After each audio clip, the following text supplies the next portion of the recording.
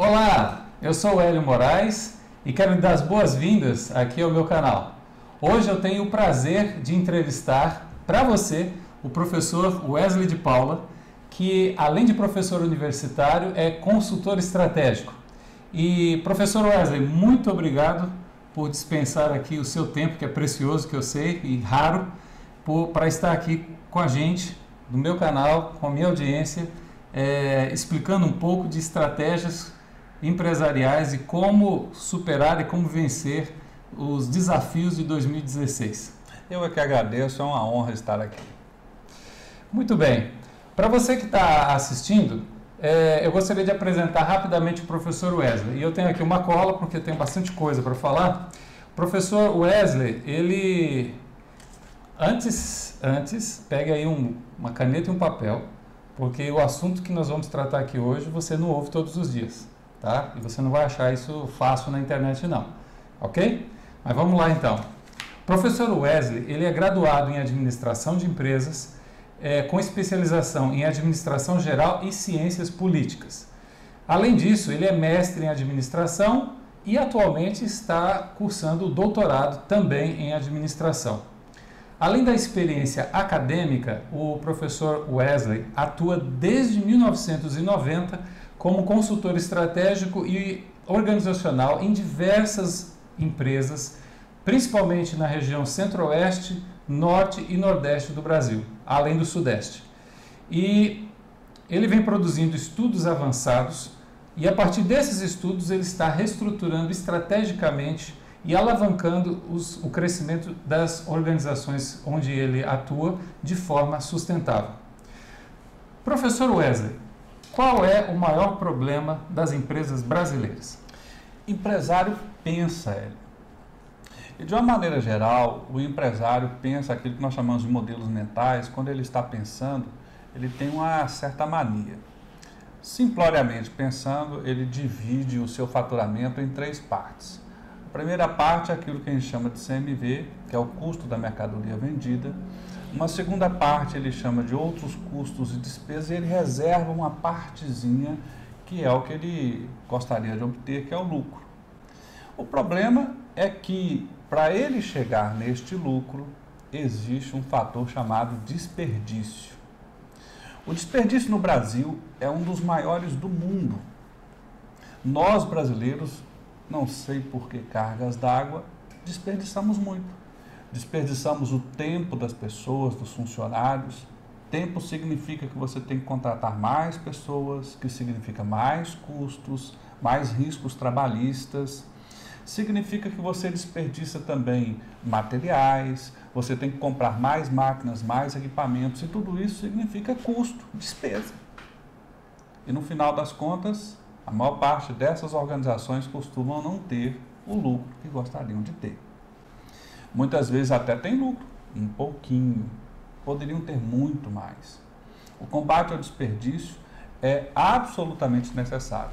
Uma pesquisa da ONU, levantada no Brasil em 2012, constatou que, em média, no Brasil, o desperdício é da ordem de 30% da receita toda que uma organização obtém. Então, imagine, por exemplo, que muitas empresas pagam hoje cerca de 40% em tributos. Imagine o lucro que fica para essas empresas. E agora você imagine que é 30% em desperdício. Esses 30% podia estar no bolso do empresário, com certeza, no formato de lucro. Talvez não consiga de imediato ou em curto espaço de tempo eliminar 30% de desperdício, mas já imaginou se você consegue eliminar 10%, que tem impacto de 10% na receita da organização como um todo, ou de 5%, ou de 15%, é muita coisa. Muita coisa, é verdade. Puxa vida, já viu quanto desperdício? Professor Wesley, na sua experiência de 26 anos, orientando organizações por quase todo o Brasil, e eu sei que algumas organizações são grandes, com muitos funcionários, qual a maior organização que você já orientou? Empresas de 2.000 funcionários, 2.000 funcionários. Então nós estamos falando de empresas grandes, como também empresas pequenas. Sim, pequenas. Nessa sua experiência, qual o principal erro que você vê desses empresários, dos empresários brasileiros? De uma maneira geral, Hélio, as pessoas à frente de uma organização se esforçam muito, se dedicam muito, colocam ali o seu empenho, mas às vezes estão se empenhando, se esforçando por aquilo que elas talvez não necessitassem, não deveriam talvez. Então veja, se você se esforça por aquilo que não é necessário, você está se esforçando errado, o resultado não virá. Verdade. E por que essas pessoas ou esses empreendedores, esses gestores fazem dessa forma? Ora, porque eles não têm um método. Eles não têm como fazer, não sabem como fazer. Eles estão se esforçando naquela esperança de que algo incrível, fantástico aconteça. Quando, na verdade, eles deveriam ter uma forma de chegar lá. Então, nós temos já disponível, por diversos pesquisadores, por diversas formas, diversas ferramentas que poderiam ser utilizadas numa sequência que poderia ser utilizada de um jeito correto de se fazer. Essa é a principal questão. É agir não por achismo, mas agir por método. Essa é a grande questão. E nós temos métodos, inclusive, muito antigos. Lá na Grécia Antiga, por exemplo, no tempo da escola peripatética, nós já tínhamos aquela forma de pensar. Lá na Grécia Antiga, por exemplo, os gregos já diziam na filosofia que a primeira coisa que você deveria saber é que esteja onde você estiver, você terá problemas. E a empresa é um lugar em que a gente está. Sim. Você tem problemas. Sim. E você está sempre tentando resolver esses problemas. Ocorre que a gente tenta resolver o efeito do problema, aquilo que aparece. A conta que eu tenho que pagar hoje, não consigo pagar. E agora, como é que eu vou fazer para pagar? Você tinha que resolver a causa do problema. Então, muitas das vezes, e na maioria das vezes, para você resolver o problema, você tem que achar a causa e não atacar o efeito. Não é? E para você fazer isso, tem que ter método. Tem que conhecer as ferramentas. Sim. Tem que praticar essas ferramentas. Essa é talvez uma das questões elementares que a gente está dizendo aqui de uma maneira simplória, mas é exatamente isso. Ou seja, nós temos muitos empresários bombeiros. Bombeiros e sem métodos. Bombeiros e sem método. Porque até para apagar fogo tem que ter método, tem que ter método, exato. É verdade. Bom, pelo que eu entendi, não basta ser empresário por intuição. Normalmente o empreendedor ele tem uma intuição, ele tem um instinto, né, de criar algo novo, isso é louvável, mas para manter a empresa, hoje se fala tanto de sustentabilidade e não é só de ecologia, né? A sustentabilidade também é da empresa, ela tem que ter vida própria e vida longa.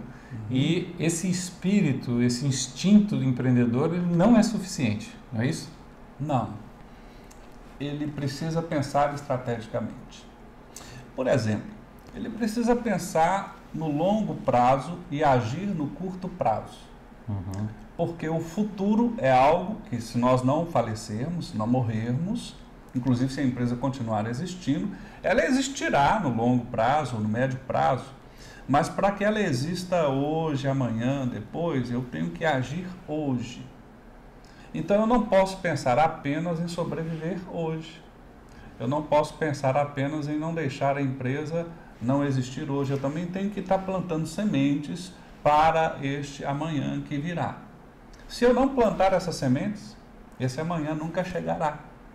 E que sementes são essas? Por exemplo, estrategicamente, se você não imaginar qual é o futuro provável e escolher os caminhos para que esse futuro provável te favoreça, esse futuro nunca chegará para você.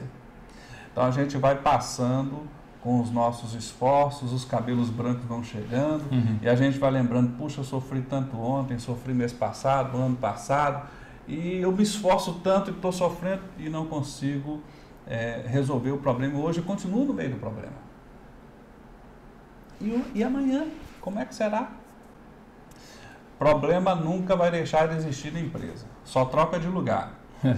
Porém, ele poderia ter mais alguns casos de sucesso misturado com os problemas e cada vez mais situações de sucesso para que as pessoas também desfrutem um pouco do sucesso. É verdade, porque ficar só apagando incêndio é desgastante, não é verdade? Exatamente. Muito interessante essa sua colocação.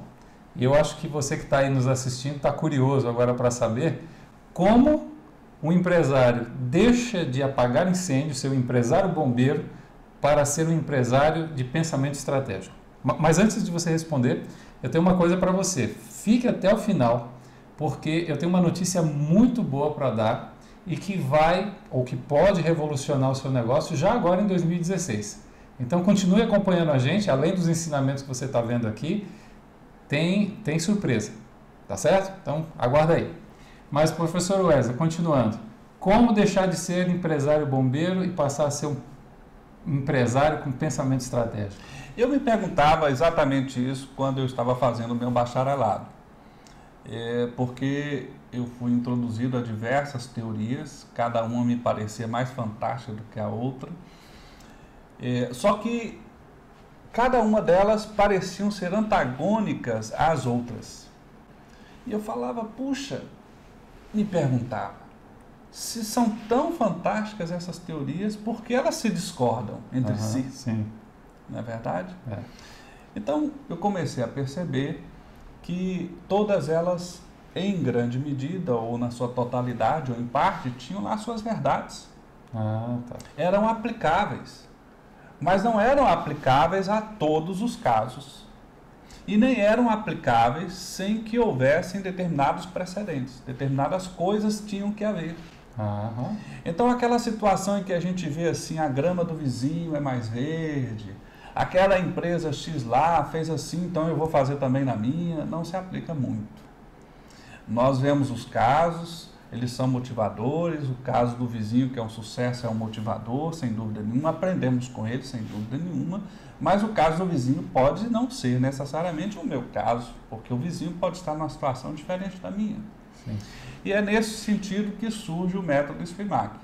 O método SPIMAC foi criado por mim, mais alguns outros colegas que estudavam a fundo essa questão, e chegamos à conclusão que todas aquelas teorias eram válidas, todas aquelas ferramentas eram válidas, desde que se colocados em determinada sequência, num determinado cenário.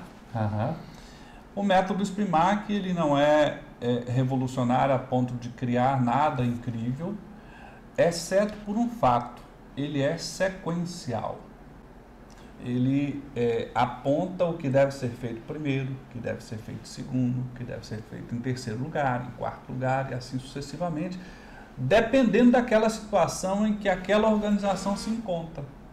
Certo. Então ele é adaptável, ele é modelado em função da realidade da organização. Isso. Perfeito. Naquele cenário, naquela condição que a empresa se encontra. Então, por exemplo, muitas empresas elas estão ali numa situação de penúria econômica, que é aquilo que a gente chama de sinal de fraqueza, ou de situação de fraqueza, de fragilidade. E ela está pensando em atacar o mercado, quer dizer, um despropósito.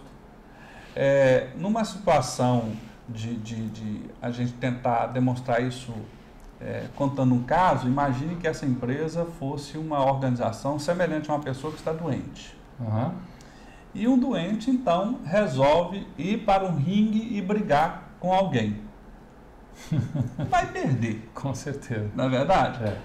Pode até ser que essa pessoa que representa essa empresa seja boa ali de algum tipo de arte marcial, alguma coisa nesse sentido, mas ela está doente.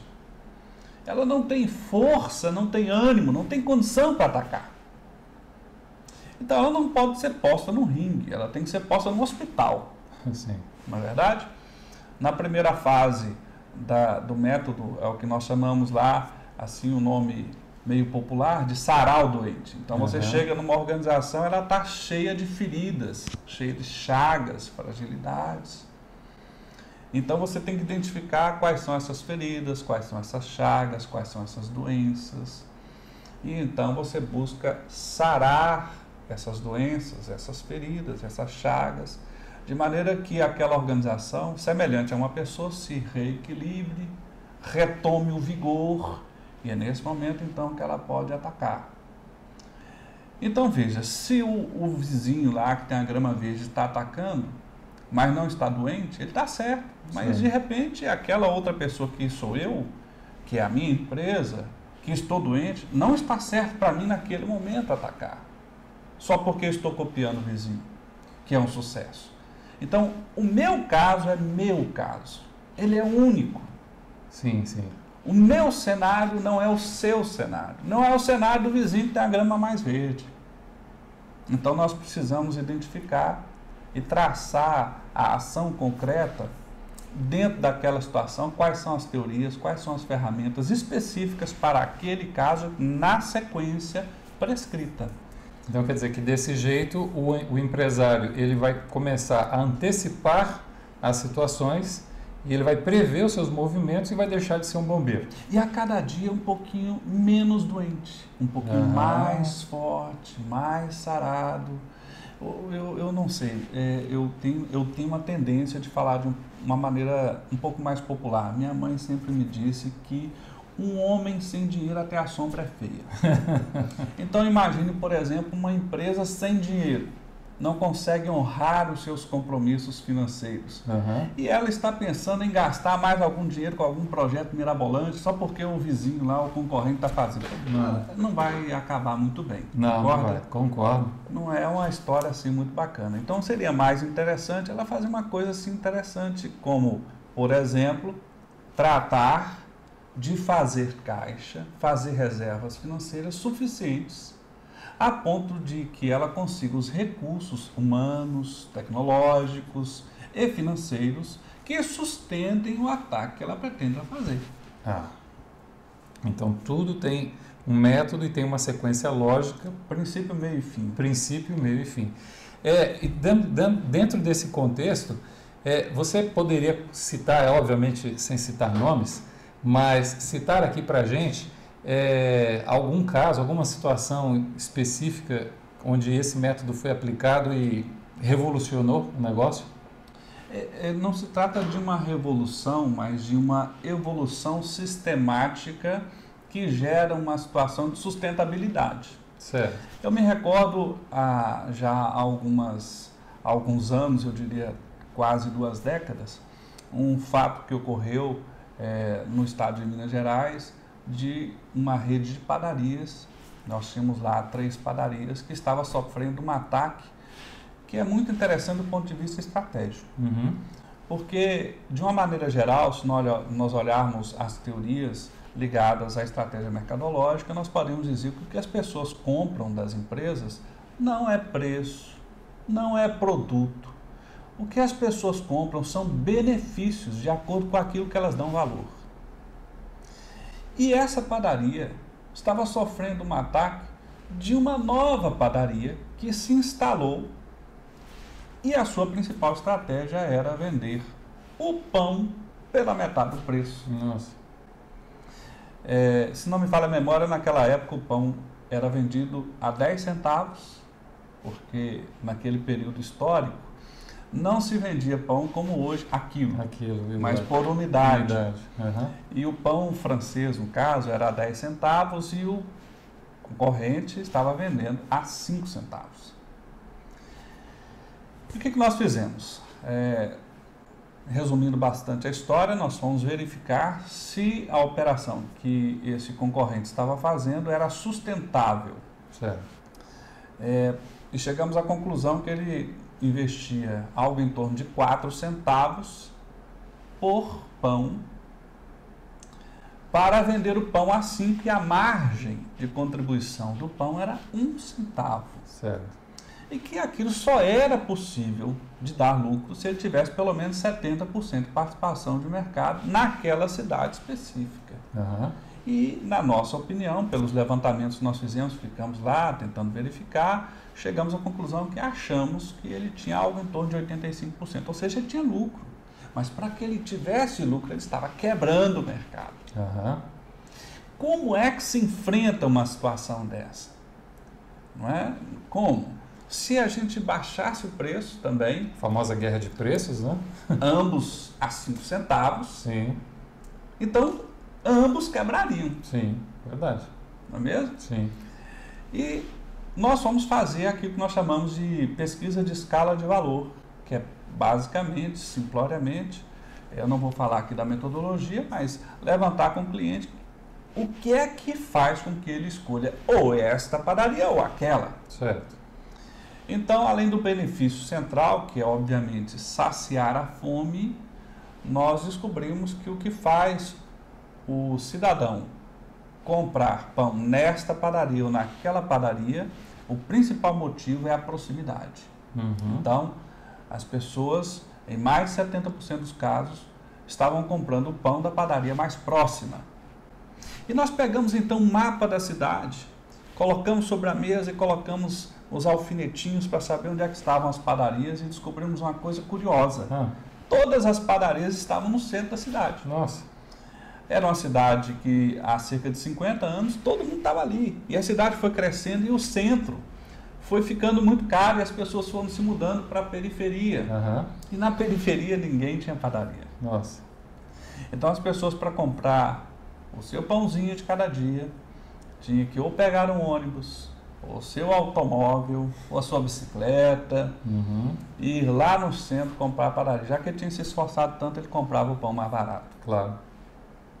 E o que nós fizemos foi uma coisa simples. Compramos alguns automóveis do tipo bestas, fizemos ali uma adaptação nesses automóveis para que tivesse a estufa, para que o pão ficasse quentinho, e fizemos toda uma padronização daqueles automóveis e fizemos uma campanha publicitária da padaria, lembrando que era sempre próximo de você no horário que os clientes queriam, e visitávamos toda a cidade levando o pão, vendendo a 10 centavos. E assim acabou o movimento no centro e o nosso concorrente se inviabilizou, porque ele passou a ter menos de 30% de participação de mercado, não conseguiu se sustentar e acabou desistindo do mercado. E nós retomamos o espaço mercadológico, nos posicionamos muito bem. Então veja, essa é a sequência. Você precisa achar quais são as causas das suas feridas. Sim. Feridas de gestão, feridas estratégicas, feridas mercadológicas. Quais são as causas daquelas chagas que estão matando o seu negócio? E a partir daí é que você propõe qual é o seu plano estratégico e o seu plano de ação. Sim. E então, efetivamente, executa esse tipo de coisa. E é aí que começam a surgir os resultados. E posteriormente a isso, a gente tem que fazer o processo de sustentabilidade, tornar esse sucesso sustentável, constante. Sim. Como o professor Jim Collins sempre diz, você tem que fazer empresas feitas para durar. Senão, é o caso da padaria que entrou e depois saiu. Quer dizer, Isso. ela estava tendo um sucesso momentâneo, mas depois ela não conseguiu se sustentar. Não é? Exatamente. Fantástico exemplo. Muito obrigado. Esse exemplo, olha aí, anota. Eu disse que era para anotar, mas vamos lá, vamos continuar, porque ainda tem mais coisa boa aqui pela frente. Bom, depois desse exemplo, eu acho que ficou claro para você que existe uma forma e uma fórmula de administrar o negócio sem usar o famoso achismo, não é? Sem andar dando tiros no escuro. Agora, que tipo de ferramentas a pessoa que está aqui nos assistindo, o empreendedor que está aqui nos assistindo, ele pode utilizar para alcançar esse tipo de resultado, para ele poder se guiar, como se fosse uma bússola, né? Para não ficar só ao sabor do vento? Nós temos ferramentas desde simples a ferramentas complexas, mas nesse momento eu gostaria de falar das mais simples, aquelas que são principais, que te ajudam a raciocinar soluções a partir dos seus problemas imediatos que você está ali, e que são coisas que normalmente eu falo nesse workshop, que eu faço muito raramente. Mas, por exemplo, nós temos a matriz de priorização, a matriz da escola peripatética, que mais recentemente é conhecido como a matriz dos 5 porquês, né? A matriz Gucci, nós temos o SWOT estratégico, que envolve o casamento de dois tipos de SWOT quantitativos. É interessante porque tem um processo de votação que aponta exatamente quais são os 5 pontos que resolvem cerca de 80% dos problemas daquilo que está sendo analisado especificamente. Não é uma análise SWOT simples? Não. Ela é bem profunda, bem complexa, envolve votação, quantitativo, porque é inclusive baseado no diagrama de Pareto, né? Que é aquela escala de 20-80, ou seja, se você resolver 20% dos seus problemas, você resolve 80% das questões ou do efeito do problema na empresa. Então nós temos um sequencial de pequenas ferramentas que, entrelaçadas entre si, apontam efetivamente um caminho resolutivo dos principais problemas que você pode encontrar numa organização. Fantástico, professor Wesley. A maioria dessas ferramentas que você citou aqui são ensinadas, eu acho que em raros cursos de pós-graduação no Brasil, e né? Bons cursos. Tem que ser bons cursos, né? Cursos, Eu não disse para você anotar aí, mas eu acredito que quem está aqui nos assistindo tem interesse em se aprofundar e conhecer mais, né? Você tem alguma bibliografia, alguns livros para indicar para o nosso público, para pesquisar e deixar de ser bombeiro? Olha, são muitos livros para fundamentar as ideias. Mas é claro que nós podemos citar alguns.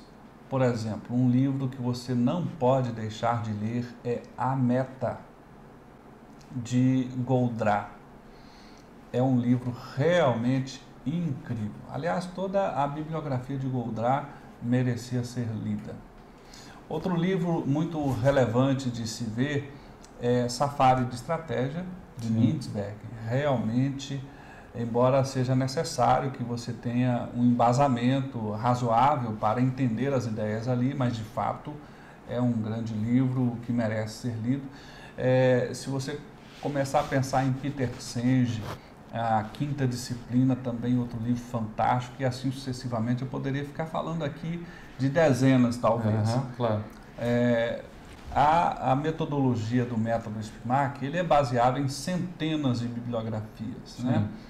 E a grande sacada do método, portanto, não é a falta de embasamento, que aliás ele é muito embasado, mas é exatamente pegar todas essas teorias e essas ferramentas em diversos tipos de autores e conseguir sequenciá-los. Misturá-los e sequenciá-los. Criar uma lógica, né? Criar uma lógica sequencial.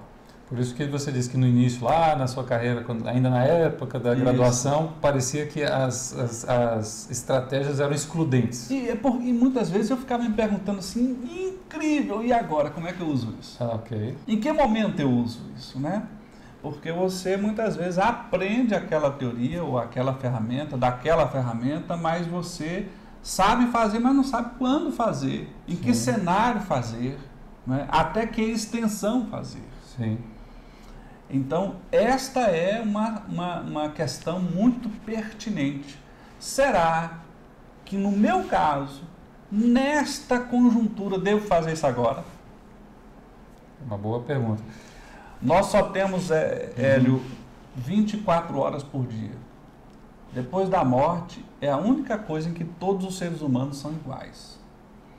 Eu tenho um tempo limitado de vida e só 24 horas por dia. O meu tempo, no dia, tem que ser dividido para a empresa, para o meu trabalho, portanto, tem que ser dividido para a minha família, eu tenho que arrumar tempo para mim, eu tenho que arrumar um tempo para aquilo que alguém já disse que é o ócio criativo, que é parar para curtir a vida, para pensar. Nós também temos que fazer isso, mas nós só temos 24 horas por dia. Desafio grande. 24 horas por dia, só isso. Então, se nós não formos produtivos e formos focados, como diria Al Rice, foco é fundamental para o sucesso. Eu posso fazer tudo, mas se eu fizer tudo, eu acabo não fazendo nada. Se eu tentar fazer tudo, eu não faço nada. E aí onde a gente entra na questão do desperdício que existe no Brasil. Excelente, professor. Esses livros realmente, eles são fantásticos e são um ponto fora da curva. O problema é que as pessoas, elas passam muito tempo na televisão e a maioria não está disposta, às vezes, a investir R$200 ou mais em um desses livros, né? Mas quem estuda, quem se dispõe a investir em conhecimento, consegue se diferenciar facilmente da concorrência aqui no Brasil, não é mesmo? É verdade. Existe uma teoria chamada teoria dos modelos mentais, que é a forma com que as pessoas pensam, não é? A filosofia antiga lá da Grécia já dizia que não existe ação sem pensamento. Você, antes de fazer qualquer coisa, pensa antes. Mas já imaginou se você pensar errado? Aham. Vai agir errado. Vai pensar errado e agir errado. Verdade. Não é? E o efeito não será certo. Não será bom, entende? Então, uma arte que a gente tem que preservar e cultivar é a arte de pensar certo. Então, nós temos que ir em busca do conhecimento, do pensar certo, porque se nós, em primeiro lugar, pensarmos corretamente, começaremos a fazer corretamente aquilo que precisamos fazer e que vai dar aquele resultado ideal, gostoso, justo, que necessitamos. O sucesso que a gente diz é o resultado que começa lá nesse pensamento inicial, não é? Olha, como eu falei anteriormente, eu disse que eu tinha uma notícia muito boa para dar para você. Então, agora presta atenção no que eu vou te falar. Como eu disse, o professor Wesley, ele tem uma agenda muito lotada e ele dispensou aí um pouco desse tempo precioso para estar aqui comigo e com vocês também. E nós chegamos a um acordo, ele tem um workshop de 8 horas, um workshop intensivo, que a última vez que ele fez um workshop desse foi quando, professor? 2013. 2013, faz bastante tempo, hein? O nome do workshop é Decisões de Alto Resultado. 8 potentes ferramentas testadas para você. Professor, fale um pouquinho mais como funciona esse workshop. Esse workshop nada mais é do que a apresentação dessas ferramentas numa sequência lógica e mostrando em estudos de caso uma forma de as pessoas aprenderem a ferramenta testando-as na prática. Uhum. De maneira que elas possam sair dali aprendendo a um raciocínio baseado em técnicas que elas podem aplicar tanto na sua vida pessoal quanto lá na sua vida empresarial. Eu tenho certeza, uma convicção muito grande, até baseado nas experiências anteriores das poucas possibilidades que eu tive de fazer esse workshop, de que as pessoas vão sair dali com essas ferramentas que vão ajudar muito na sua vida pessoal e na sua vida profissional. Inclusive, parece que esse workshop não é assim para uma grande audiência, né? Explica um pouquinho mais assim Pelas ferramentas e técnicas aplicadas, não podemos ter mais do que 20 pessoas. 20 pessoas. Não podemos ter mais do que 20 pessoas. Portanto, além de ser apenas um evento, sim, existe o fato de que não pode ser muita gente. Não é? Primeiro porque existem exercícios de aprendizado que você não aprende de uma maneira geral nas escolas comuns, que são dadas lá, estudos de caso, e até a própria estrutura existente não comporta mais do que essa quantidade. Então, realmente é uma situação limitada e que ocorre muito pouco, pelo menos na minha agenda. Eu não disse que a notícia era boa? Agora, vamos ver o seguinte, esse workshop vai acontecer aqui em Natal, no próximo dia 31 de janeiro, no Hotel Villa Park, ali na Salgado Filho. E, como o professor Wesley mesmo explicou, são apenas para 20 pessoas, porque as ferramentas, você não vai assistir uma palestra simplesmente, não é, professor? Não. Você vai botar a mão da massa mesmo e aprender como usar as ferramentas. Exatamente. E vai ter que fazer caso real ali para sair dali e aplicar no seu negócio. E levar as ferramentas também para si, né? Vai levar planilhas, vai aprender e vai levar. Sim. Então ela vai sair dali instrumentalizada e com as ferramentas nas mãos para poder levar para a sua vida real. Certo. Então, além das planilhas, né, que você acabou de falar, tem mais um outro material. Tem uma apostila. E também tem um diploma, um certificado de participação, para que você possa, inclusive, dizer, olha, eu estive lá também. É raro e eu também estive lá. Para quem é indicado esse workshop?